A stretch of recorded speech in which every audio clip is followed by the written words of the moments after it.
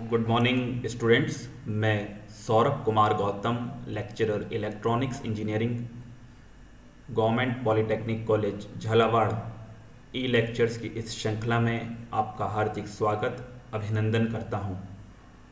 बच्चों, आज हम सब कंप्यूटर इंजीनियरिंग सेकेंड ईयर के subject CS 205 basics of digital electronics के अंतर्गत चैप्टर 5 मिनिमाइजेशन और के मैपिंग के अंतर्गत इसका 5वां भाग का अध्ययन करेंगे।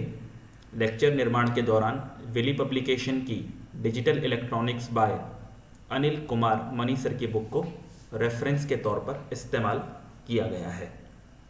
सो लेट्स स्टार्ट। और आज हम दो उदाहरणों के माध्यम से समझेंगे कि के मैप की प्रॉब्लम्स को किस प्रकार से सॉल्व किया जाता है। तो example 6.11 minimise the Boolean function.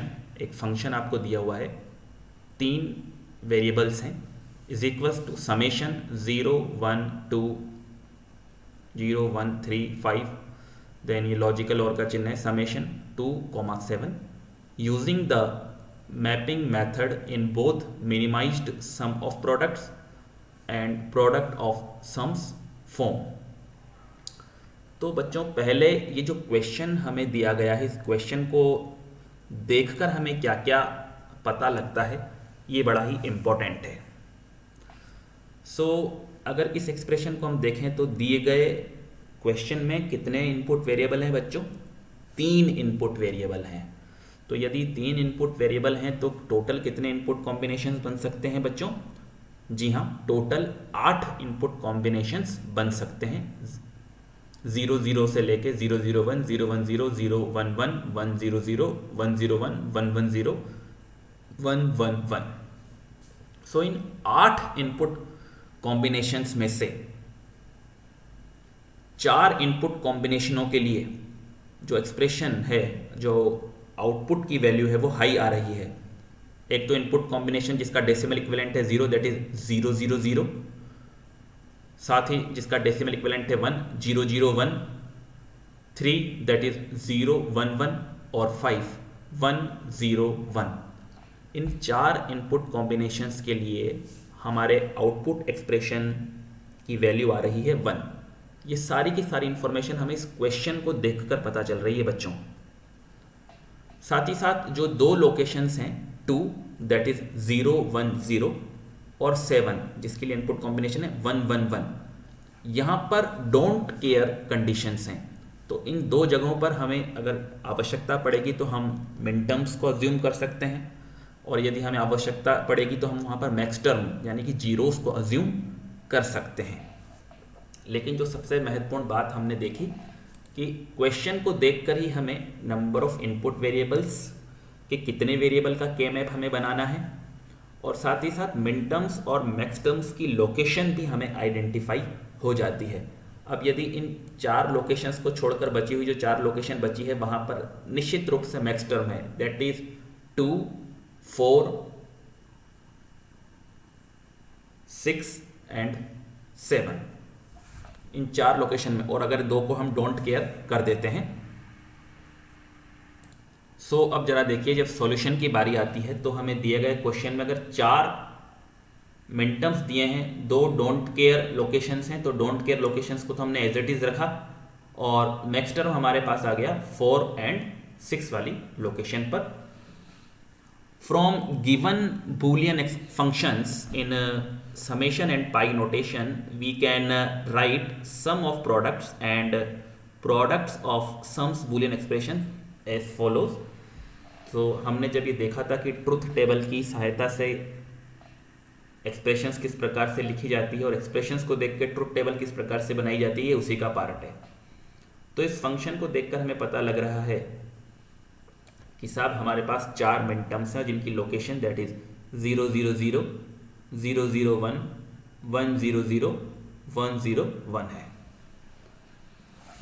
और साथ ही साथ जो 2 मैक्स टर्म हैं, location number 4 and that is 100 and location number 6 110। सो उनसे ये दो मैक्सटर्म भी आपको दिखाई दे रहे हैं। अब आप ये इस के मैप को देखिए, 3 वेरिएबल के मैप को हमने ड्रॉ किया है और लोकेशंस आप देख सकते हैं कि जो पहली लोकेशन थी 0 0 0, वहाँ पर हमने एक मिन टर्म लिखा है। 0 0 1, यहाँ पर भी एक मिन टर्म लिखा है, दैट इज 0 1 1, थर्ड लोकेशन पे भी 1 लिखा है, और A B bar C that is 1 0 1, fifth location पे भी हमने एक 1 को लिखा है। अब हमारे जो दो डोंट केयर लोकेशंस थी, उन डोंट केयर लोकेशंस को भी हमने पुट कर दिया है। डोंट केयर वाली जगह पर हमने x लिखा है, 1 नहीं लिखते, 0 नहीं लिखते, डोंट केयर का जो सिंबल है उसको x से रिप्रेजेंट किया है। और जैसे ही हम इस डोंट केयर को लिखते हैं तो बिकॉज ऑफ डोंट केयर हमारे पास दो क्वाड का फॉर्मेशन हुआ है, और जब एक क्वाड का फॉर्मेशन होता है तो आउटपुट में से, आउटपुट एक्सप्रेशन में दो वेरिएबल कम हो जाते हैं। तो अगर मैं इसकी बात करूं तो यहाँ क्या चीज़ कॉमन है, कोई कॉमन नहीं आ रहा है, यहाँ से केवल और केवल एक चीज़ कॉमन आ रही है, दैट इज़ वेरिएबल ए बार। तो यहाँ से क्या निकल के आएगा आपके पास ए बार, और इस एक्सप्रेशन से आपके निकल के आएगा सी। सो जो आप ये आउटपुट देख सकते हैं ए बार प्लस सी। बच्चों अभी मैं आपके सामने पीओएस वाला एक्सप्रेशन डिस्कस नहीं कर रहा हूँ, एक रिजल्ट हम देख लेते हैं। The don't care input combinations for the sum of products Boolean expressions are these two. The don't care input combinations for the product of sums expressions are, it is very easy, the minimized sum of products given by the equation that is C logical और A bar। एक महत्वपूर्ण बात आपको मैं यहाँ बताना चाहूँगा कि जो हमें दी गई बूलियन एक्सप्रेशन है उसका मिनिमाइजेशन आप SOP से करें या POS से करें। यदि हमारा तरीका बिल्कुल ठीक है तो जो मिनिमाइज्ड एक्सप्रेशन है वो सेम आएगी, चाहे आप उसे SOP से करें या चाहे POS से।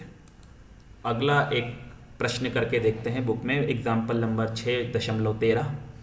Right the simplified Boolean expression given by the K map shown in the figure 6 point. So आपको ये एक 4 वेरिएबल का के मैप दिया हुआ है जिसकी सहायता से आपको आउटपुट एक्सप्रेशन लिखनी है। तो कुछ समीकरण की बात कर लेते हैं। अगर देखिए एक क्वाड इन चारों को मिला के बन सकता है, ठीक इसी प्रकार से ये एक पेयर और ये दूसरा पेयर। तो दी गई बूलियन एक्सप्रेशन में टोटल 3 टर्म आएगी। यहाँ पर एक क्वाड है, इस वजह से 2 वेरिएबल कम हो जाएंगे, 2 वेरिएबल की टर्म आएगी। ये एक पेयर है, 1 वेरिएबल कम हो जाएगा, यानी कि 3 वेरिएबल वाली टर्म आएगी, प्लस यहाँ पर एक पेयर है। सो साथ ही साथ एक दूसरी कंडीशन है कि एक ये क्वाड बना है, ठीक इसी प्रकार से ये 2 मिनटर्म्स और इन 2 मिनटर्म्स को मिला के एक दूसरा क्वाड बनाया जा सकता है, और फिर ये एक पेयर। तो जो दूसरी कंडीशन है वो हमारे लिए ज़्यादा फायदेमंद है क्योंकि इसमें 2 क्वाड और एक पेयर बन रहा है। सो जैसा हमने कहा कि जो दूसरी कॉम्बिनेशन था कि जिसमें 2 क्वाड और एक पेयर माना गया है, ये हमारे लिए फ़ायदेमंद है, और जो ग्रुपिंग है वो आपको इस डायग्राम में दिखाई दे रही है। So consider the group of 4 ones at the top left of the map. It yields a term A bar C bar. Consider the group of 4 ones, that is another quad, 2 on the extreme left and 2 on the extreme right. This group yields a term A bar D bar. The third group of 2 ones is in the third row of the map. The third row corresponds to the intersection of A and B, as is clear from the map. Therefore, this group yields a term A, B, C.